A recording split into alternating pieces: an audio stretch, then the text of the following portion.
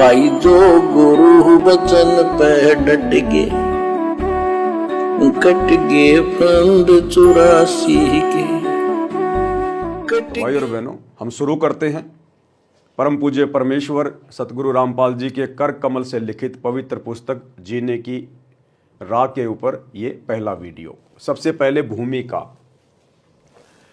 जीने की राह पुस्तक घर घर में रखने योग्य है, क्योंकि इस पुस्तक के अंदर वो अनमोल ज्ञान है जो अनमोल ज्ञान सतयुग से लेकर वर्तमान समय तक कोई भी साधु संत महात्मा ऋषि आचार्य शंकराचार्य मंडलेश्वर खोज नहीं पाया। इस पुस्तक के अंदर मोक्ष प्राप्ति का बहुत ही सरल और सीधा सा मार्ग है। इस पुस्तक के अंदर सभी धर्मशास्त्रों से प्रमाणित ज्ञान है। ये पुस्तक आपको जीने की राह बताएगी। ये पुस्तक आपके अध्यात्म मार्ग को और आपके सामाजिक मार्ग को बहुत ही सरल और सीधा बनाएगी। इसलिए ये पुस्तक घर घर में रखने योग्य है, क्योंकि घर में रखेंगे तो हम इसको पढ़ेंगे और पढ़ेंगे तो फिर हम सच्चाई से भी परिचित होंगे। जीने की राह पुस्तक घर घर में रखने योग्य है। इसके पढ़ने तथा अमल करने से लोक तथा परलोक दोनों सुखी रहेंगे।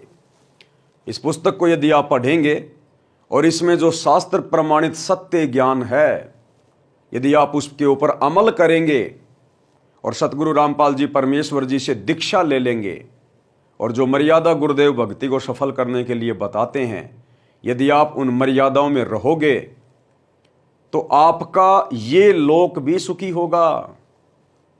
यानी जो आपका प्रारब्ध है जिसमें सुख नहीं थे, संकट ही संकट थे, परमेश्वर की भक्ति करने से परमेश्वर उन संकटों को टाल देता है। भाग्य की कलम सतगुरु के हाथ में होती है। सतगुरु चित्रगुप्त के कागज फाड़ देता है। सतगुरु जो चावे सो कर ही 14 कोटि दूत यम डर ही, ऊत भूत जम त्रास निवारे चित्रगुप्त के कागज फाड़े। यदि आपके भाग्य में आपकी किस्मत में सुख नहीं है तो परमेश्वर नया सुख लिख देगा, क्योंकि भक्ति का एडमिन परमेश्वर है, सतगुरु है। इसलिए ये पुस्तक घर घर में रखने योग्य है। इसके पढ़ने तथा अमल करने से लोक तथा परलोक दोनों में सुखी रहोगे। पापों से बचोगे, घर की कलह समाप्त हो जाएगी। बहू बेटे अपने माता पिता की विशेष सेवा किया करेंगे। घर में परमात्मा का निवास होगा। घर में क्या होगा? परमात्मा का निवास। कैसे होगा? इस पुस्तक को पढ़ने के बाद जब आपको ज्ञान होगा, जब आप सतगुरु रामपाल जी परमेश्वर जी से दीक्षा लेंगे, दीक्षा लेने के बाद सतगुरु शब्द रूप में अपने भगत के घर पर विराजमान हो जाता है। क्योंकि नाम उपदेश के बाद भगत अपने सतगुरु का दरबार लगाता है। उस दरबार में एकमात्र अपने सतगुरुदेव भगवान की ही फोटो रखता है और उसके बाद वो सतगुरु के प्रत्येक वचन पर अमल करता है। सत भक्ति मंत्रों का जाप करता है। सतगुरु के बताए अनुसार 5 यज्ञ करता है, दान धर्म करता है, जिसके प्रतिफल में सतगुरु भगत के ठाट बाट कर देता है, भगत के भाग्य को चेंज कर देता है और सतगुरु यानी परमेश्वर उस घर में शब्द रूप में विराजमान हो जाता है।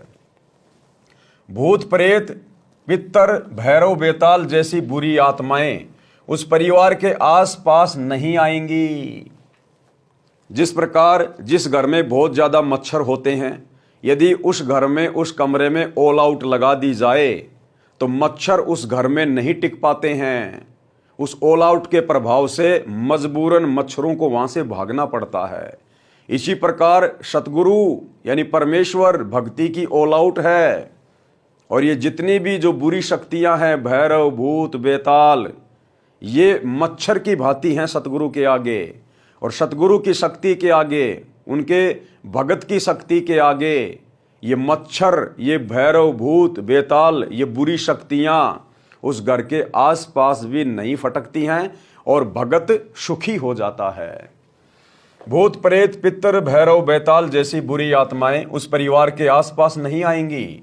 देवता उस भगत परिवार की सुरक्षा करते हैं।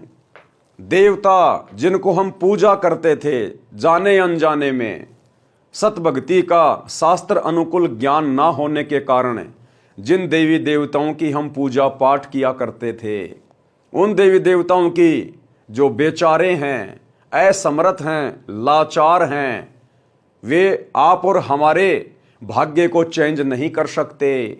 यदि हमारे भाग्य में दुख है तो देवता उसे चेंज नहीं कर सकते, ब्रह्मा विष्णु महेश भी उसे नहीं बदल सकते। और जो 33 करोड़ देवी देवता लंकापति रावण की कैद में पड़े हुए थे, भला वे असमर्थ देवी देवता कैसे आप और हमारे भाग्य को बदल सकते हैं। तो भाइयों और बहनों, परमेश्वर की भक्ति से भगत का जीवन ही बदल जाएगा। और उसके बाद ये देवी देवता आप और हमारे घर के बाहर पहरा देंगे, पहरा एज ए सिक्योरिटी गार्ड, क्योंकि हमारा संपर्क देवलोक की सबसे समर्थ शक्ति से हो जाता है। देवों के देव महादेव केवल एक ही हैं, कबीर परमेश्वर, जो वर्तमान में सतगुरु रामपाल जी के रूप में धरती पर प्रकट हैं, आप और हमारा जीवन सुखमय बनाने के लिए, इस लोक को और परलोक को सुखमय बनाने के लिए। जिस प्रकार किसी व्यक्ति का संपर्क यदि राज्य के मुख्यमंत्री से हो जाए तो उसके बाद उस राज्य का जो बड़े से बड़ा पुलिस अधिकारी है वो उस व्यक्ति की सिक्योरिटी में रहता है, सिक्योरिटी में, क्योंकि उस व्यक्ति का संपर्क राज्य के मुख्यमंत्री से है। और यदि किसी व्यक्ति का संपर्क देश के प्रधानमंत्री से हो जाए तो राज्य का मुख्यमंत्री भी उसके प्रति चिंतित रहता है, यदि उसको जिम्मेदारी दे दी जाए तो।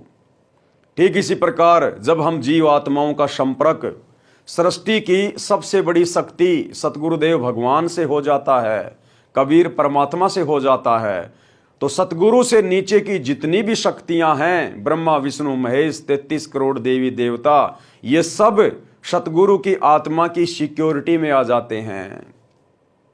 तो भाइयों और बहनों, ऐसा अजब गजब मौका युगों उपरांत जीव आत्माओं को नसीब होता है।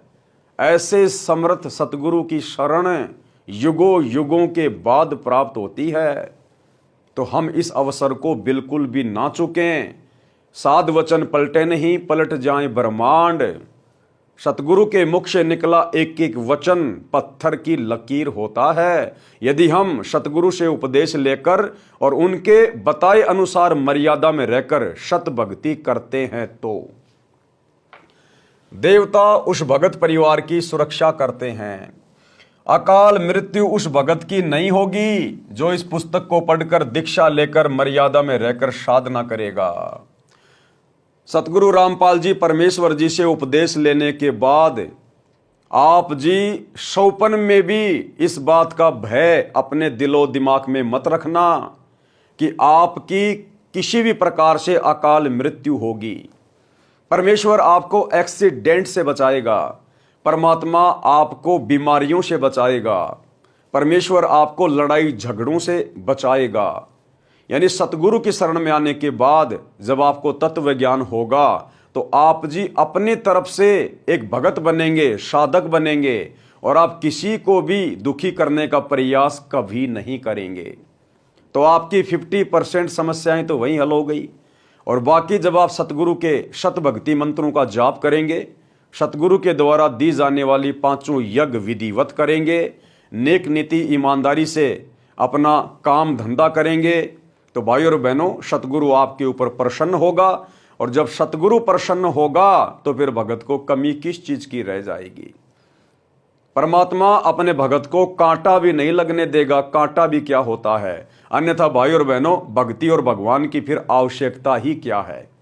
अगर भक्ति करते करते भी संकट आ रहे हैं, परेशानियां आ रही हैं, घर में अकाल मृत्यु हो रही है, एक्सीडेंट हो रहा है, घर में बड़े बड़े रोग आ रहे हैं, तो फिर क्या फायदा इस भक्ति का। ये भक्ति तो हम पहले ना देवी देवताओं की कर रहे थे, उन भक्तियों को करते करते भी हमारे ऊपर सारे दुखों के पहाड़ टूटे हुए थे। और यदि सतगुरु की सत भक्ति मर्यादा में रहकर करने से यदि वो दुख हमारे ऊपर वैसे ही आते रहेंगे तो फिर क्या फायदा इस भक्ति का। तो सतगुरु रामपाल जी परमेश्वर जी के कहने का मतलब है कि एक बार आप जी इस सतभक्ति को भी अपना कर देखिए। आप जी देवी देवताओं की भक्ति करते हैं या ब्रह्मा विष्णु महेश की भक्ति करते हैं। अब वे देवी देवता और ब्रह्मा विष्णु महेश आपके कौन से रिश्तेदार हैं? आपने देखा कि मेरे माता पिता कर रहे हैं, मेरे रिश्तेदार कर रहे हैं, तो आपने भी उनकी देखा देखी वो भक्ति शुरू कर दी। अन्यथा ये देवी देवता कौन से आपके रिश्तेदार हैं? और यदि उन देवी देवताओं से लाखों गुना ज्यादा लाभ, सुख परिवार में, काम धंधे में, शरीर में यदि सतगुरु रामपाल जी परमेश्वर जी की भक्ति दे रही है, तो फिर इस भक्ति को अपनाने में भला हमें क्या संकोच है? हम एक बार इस भक्ति को भी तो शुरू करके देखें, क्योंकि हमें तो सुख चाहिए, हमें परमात्मा चाहिए, हमें मोक्ष चाहिए, हमें जन्म मरण से मुक्ति चाहिए।